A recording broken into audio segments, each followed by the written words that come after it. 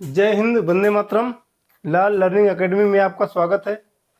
आज हम मैथ के कुछ प्रश्न हल करेंगे और अपने ज्ञान में वृद्धि करेंगे, जो आगामी परीक्षाओं में काफ़ी सहायक सिद्ध होंगे। तो आइए पहला प्रश्न देखते हैं।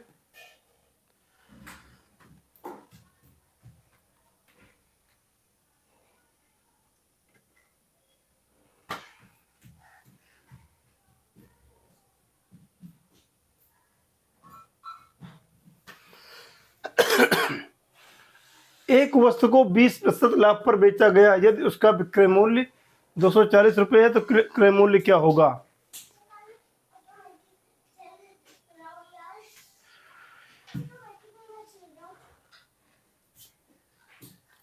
बीस प्रतिशत लाभ, लाभ जो है वस्तु का क्रय मूल्य बराबर एक्स, क्रय मूल्य बराबर एक्स, लाभ 20%, विक्रय मूल्य बराबर 240 रुपये। तो क्रय मूल्य क्या होगा इसका? सवाल ये पूछा 20%।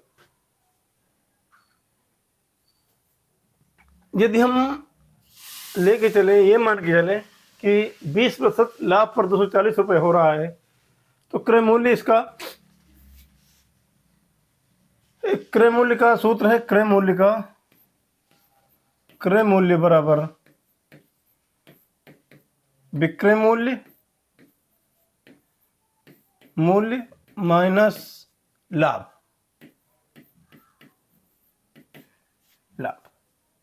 अब विक्रय मूल्य 240 रुपये है माइनस लाभ जो है 20% है।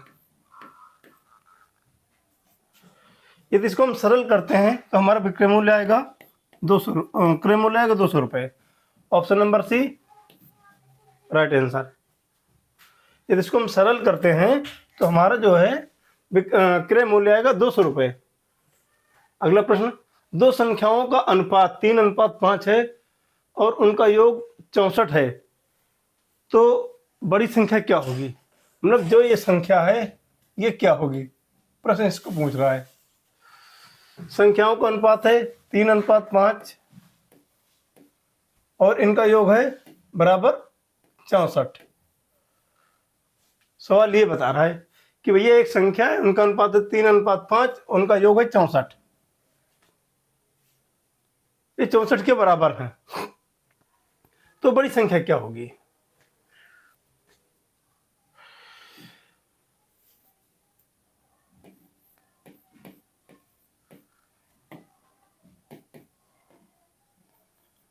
बराबर 64,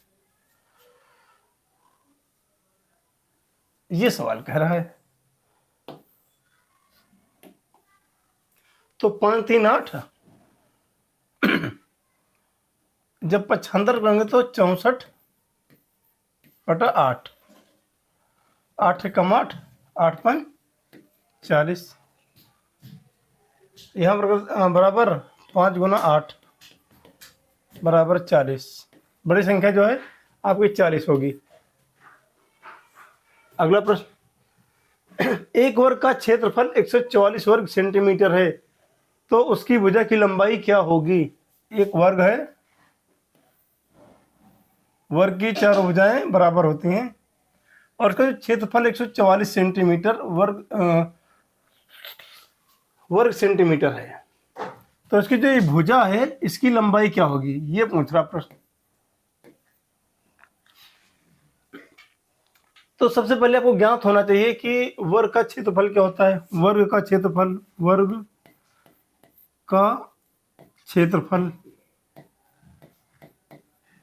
बराबर भुजा स्क्वायर होता है, भुजा स्क्वायर। तो क्षेत्रफल इसका दे रखा है कितना, 144 सेंटीमीटर, 144 सेंटीमीटर, और भुजा है, भुजा को ज्ञात करना है, तो यहाँ अंडर रूट 144 बराबर 12, क्योंकि 144 का जब वर्गमूल निकालेंगे तो 12 सेंटीमीटर आएगा। आपका आंसर हो जाएगा 12 centimetre. Option number C right answer.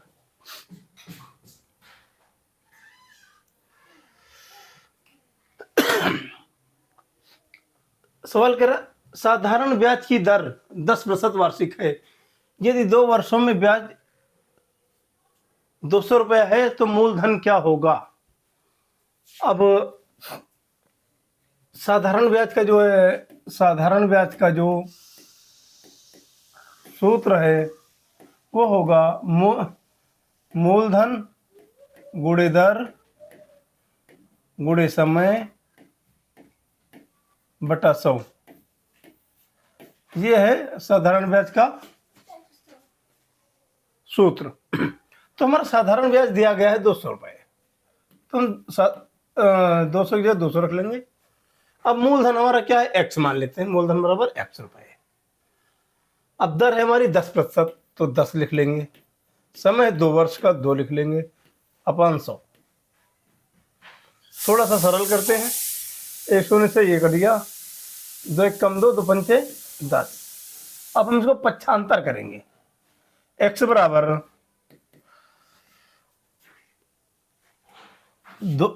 200 इधर आ जाएगा, जो भाग में है ये गुणा में आ जाएगा, 200 गुणा 5, तो x बराबर 1000 RS। तो आपका option number C right answer. ये साधारण ब्याज का नियम है, चाहे दर निकालनी हो, समय निकालना हो, जो भी निकालना हो, साधारण ब्याज का बहुत ही साधारण सा नियम है।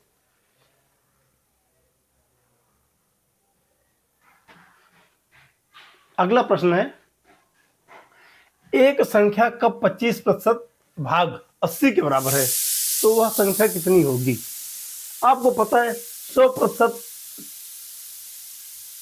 का 25% कितना है, 25% कितना है,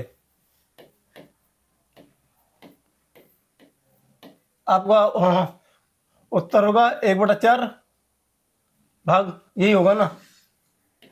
और ये तो आपको पता है 25% बराबर 80 है, बराबर 80 है, तो 100% बराबर कितना होगा, 80 गुना 4 बराबर 8 चौक 32 320। ये आपका उत्तर हो जाएगा option number C right answer. Option number C आपका सही होगा।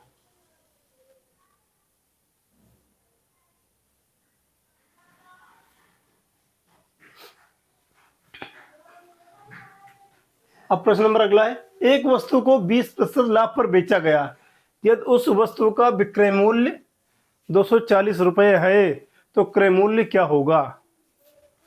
प्रश्न कह रहा है एक वस्तु है जिसको 20% लाभ पर बेचा गया, लाभ कितना लेगा 20%,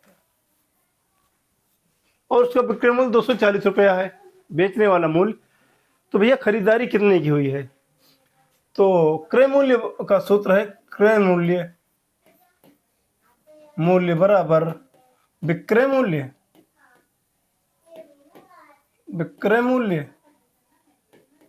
माइनस लाभ। बेचने वाली कीमत से लाभ को घटा देंगे तो भैया खरीद की कीमत विक्रय मूल्य निकल आएगा। अब विक्रय मूल्य 240 रुपए बराबर क्रय मूल्य x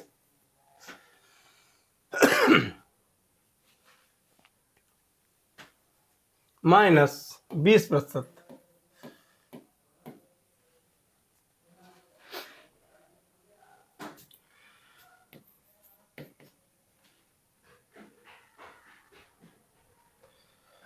यदि हम इसको सरल करते हैं तो ये आएगा 200। ऑप्शन नंबर सी आपका सही उत्तर होगा, ये आपका आंसर होगा ऑप्शन।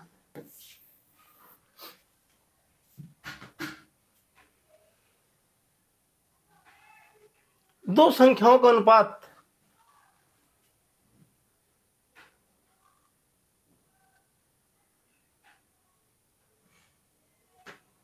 दो संख्याओं का अनुपात 3:5 है तो बड़ी संख्या क्या होगी। दो संख्याएं हैं 3:5 बराबर 64, तो बड़ी संख्या क्या होगी।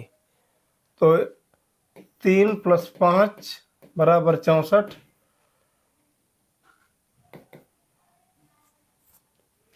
75 करेंगे, 64/8, 5 बड़ी संख्या है,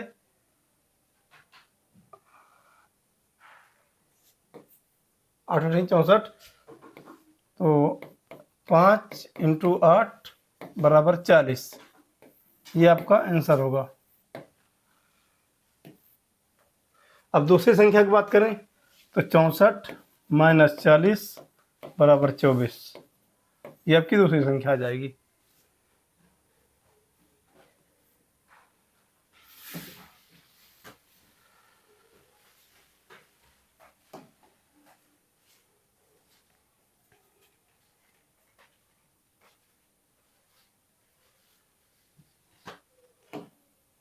अब यहाँ पर बात करें यदि आयत का क्षेत्रफल क्या होगा, आयत का क्षेत्रफल, इसका सूत्र क्या होगा, आयत का क्षेत्रफल लंबाई गुणे चौड़ाई, आयत का क्षेत्रफल, आयत का क्षेत्रफल, आयत का क्षेत्रफल लंबाई गुणे चौड़ाई। अब मान लीजिए किसी की लंबाई है 10 मीटर और चौड़ाई है 20 मीटर, तो इसको करेंगे 10 × 20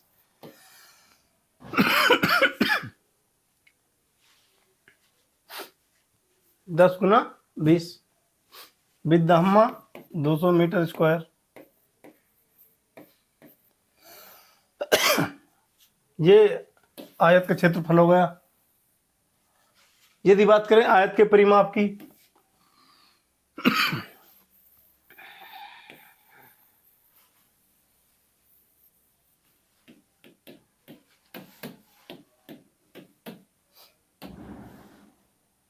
परिमाप, परिमाप मतलब बाहरी माप,